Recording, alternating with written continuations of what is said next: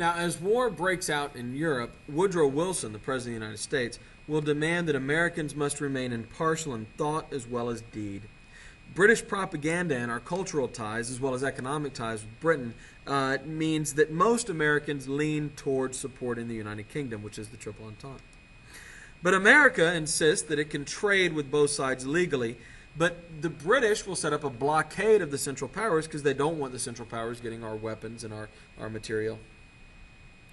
Britain is the bigger trade power anyway, but this does begin to create some issues. Many Americans are angry that the British are blockading us. By the middle of 1915, America is called the Arsenal of the Allies. We're getting very wealthy, selling weapons to the Allied powers, or the Triple Entente.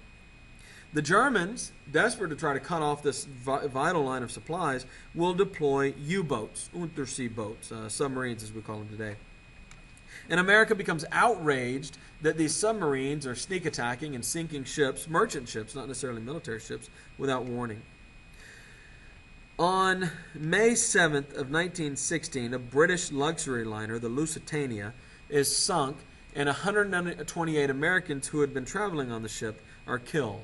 Now, the Germans had put full-page ads in all the New York newspapers where the ship sailed out of, warning that they planned on attacking any ship they came across, including the Lusitania. And so the Germans say, we warned you we were going to do this, but of course the Americans don't really care. There's 128 dead Americans.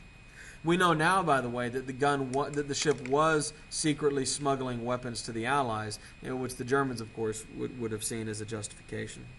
Germany does apologize, and they promise it won't happen again. But the Americans respond by putting guns and arming our merchant boats.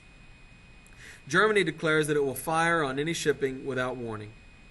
They do, in fact, sink another ship, the French Sussex, which has some Americans on it, and some Americans are injured in that attack as well.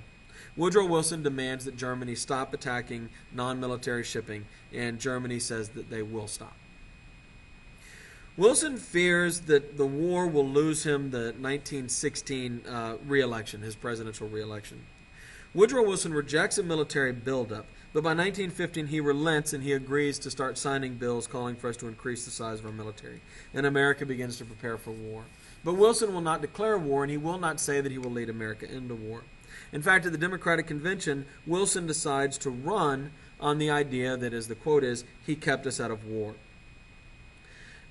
He will beat the Republican Charles Evans Hughes, but only by 600,000 votes. It's a pretty narrow election.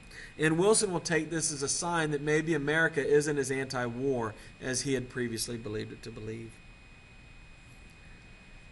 Wilson calls for the war to end with a new world order based on progressive reforms, the idea that government can come in and help make the world a better place.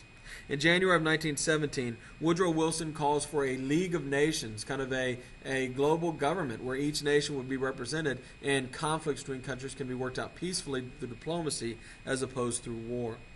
He calls this peace without victory.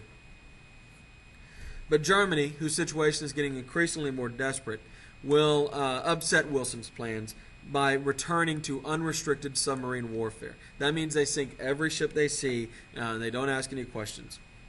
On February 25th of 1917, Britain hands over a intercepted and decoded telegram called the Zimmermann telegram. Let me make sure we understand what this is.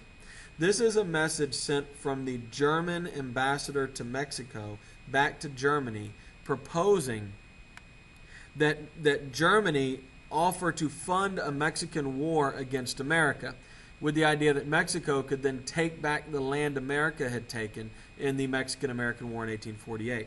Now, what I want to be clear about is Mexico never even got the offer, much less did they accept it. Nobody should have any problem with Mexico here. Mexico had nothing to do with this. This is just the Germans kicking around an idea about how they could hurt America to prevent us from shipping all these weapons to the Allies. Of course, you can imagine this caused a lot of upset in the United States and increased the drumbeat for war against Germany here in America. In March of 1917, the Russians overthrow their Tsar, the Emperor of Russia, Tsar Nicholas. And Russia pulls out of the war, which increases pressure on America to join the war because Russia, of course, was one of the major allies. And so, in April 2nd, Wilson goes to Congress and he asks for a declaration of war. After only 4 days of debate, Congress votes for America to become involved in World War I. 50 representatives and 5 senators vote against going to war, including America's first female congressman, Jeannette Rankin of Montana.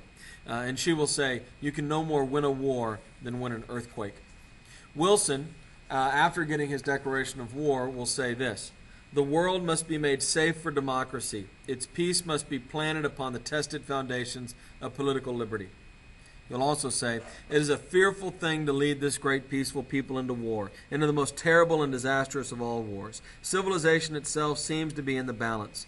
But the right is more precious than peace, and we shall fight for the things which we always have carried nearest our hearts, for democracy, for the right for those who submit to authority to have a voice in their own governments." Now you may be wondering, wait, I didn't think the war was about democracy. Many other people pointed this out at the time and still to this day.